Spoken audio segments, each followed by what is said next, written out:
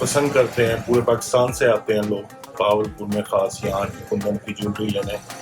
कुंदन की होती है, राजस्थानी होती है, यहाँ की ट्रेडिशनल ज्वेलरी होती है।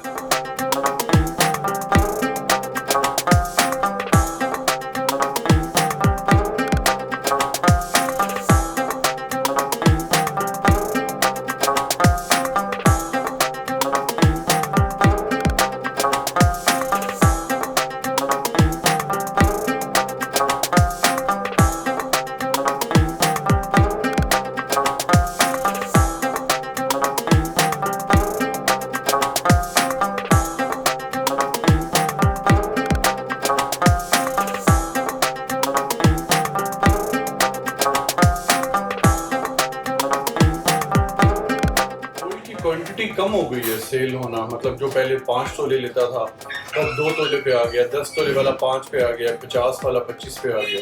जो सफ़ेद पोस्ट लोग हैं वो आर्टिफिशियल की तरफ चले गए हैं।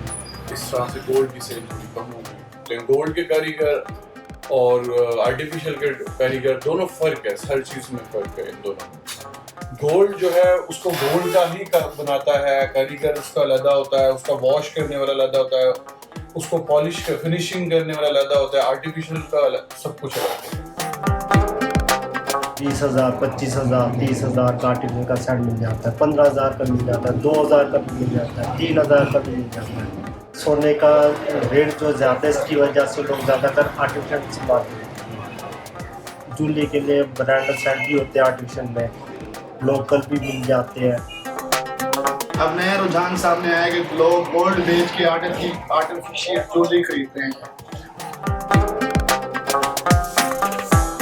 ये हर तरह की ज्वेलरी के लिए लोग आते हैं। ऑर्डर पे भी हर चीज़ बन जाती है, जो चीज़ आप बोलें, तस्वीर आप दें, डिज़ाइन हम बना के देंगे आपको।